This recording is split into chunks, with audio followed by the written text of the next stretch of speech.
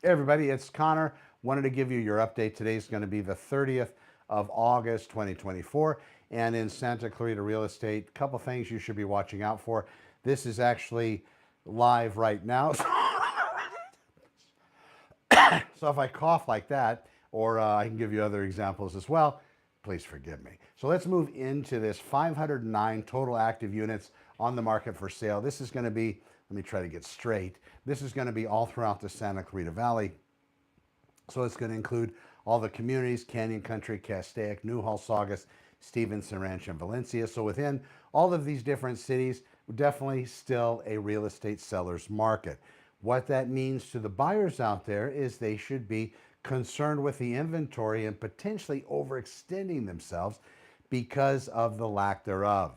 509 active units on the market for sale, while fantastic, is really not a lot of inventory with the high buyer drive, and that is easily seen because we can watch the way that the industry and the way that the real estate listings are selling in the industry, taking anywhere from 7, 10 to 15 days from the moment that the property is put on the market to the time that the property enters escrow. 7, 10, 12, 15 days, not a lot of time. That being the case, then these properties are actually moving quite quickly.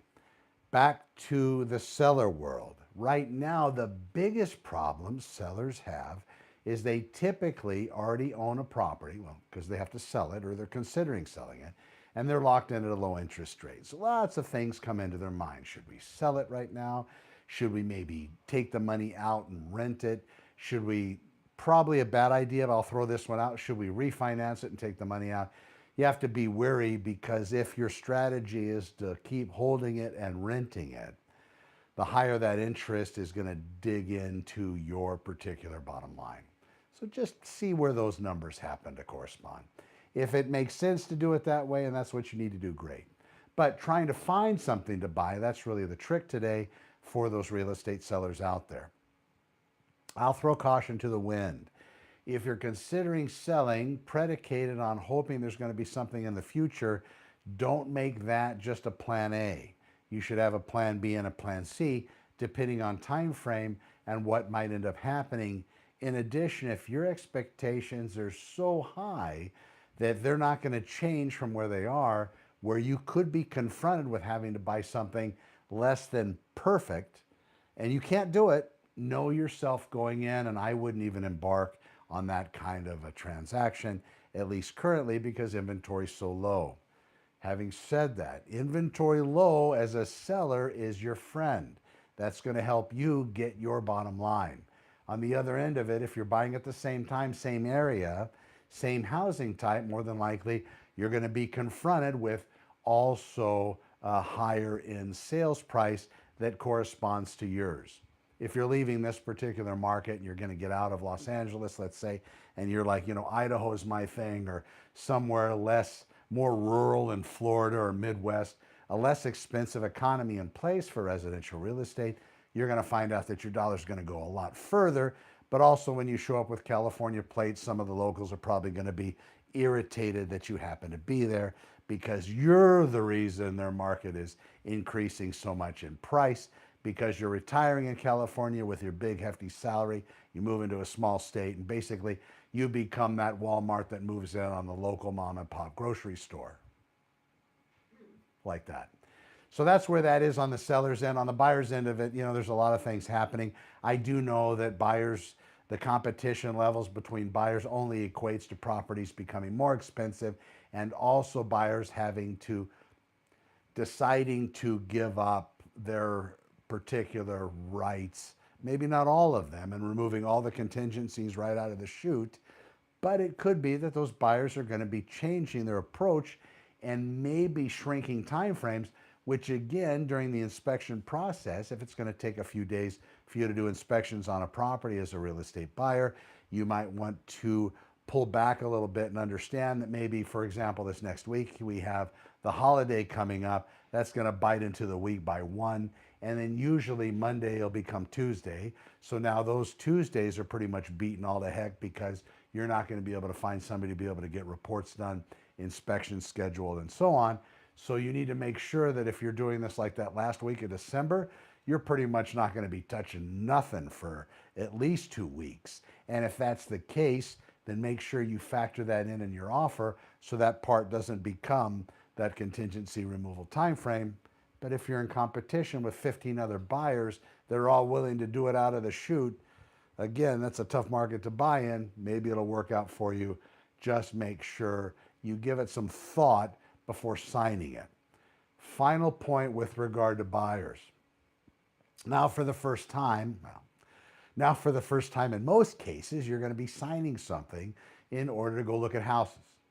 It's going to be a document. A document's going to be a contract between you and the agent. That contract is enforceable, so you need to know what it says. You're going to be signing it. It's going to say whether you're going to be paying me or not paying me, or how much I'm willing to take as far as the commission when I'm showing you the house, or nothing, or whatever. But it is something that has to happen. It is a requirement. Having said that, I've seen a couple documents come across my desk and in my email that have been specifically regenerated and designed to attach themselves to a particular brokerage. So instead of these brokers using the National Association of Realtors forms, California Association of Realtors forms, attorney vetted forms that have been put together specifically for this process, they are making their own.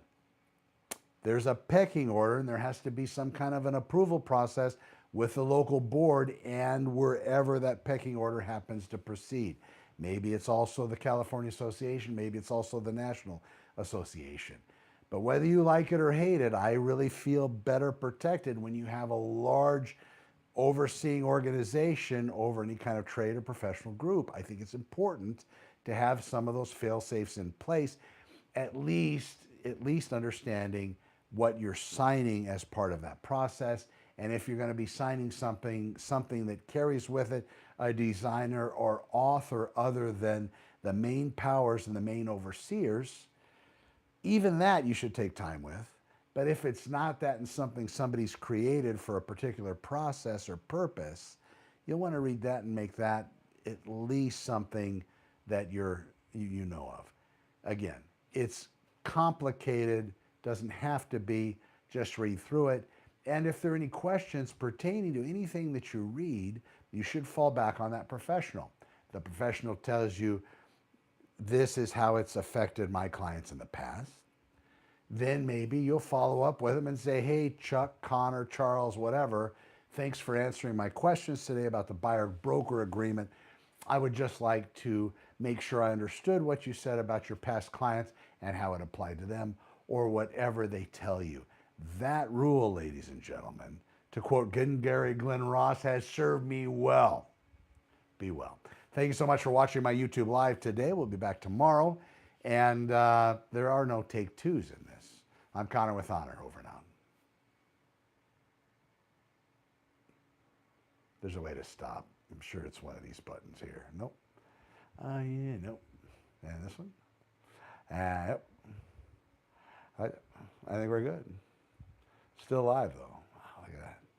Still live. Just never stopped, does it? Oh, there we go. Have a good day. Thanks for watching.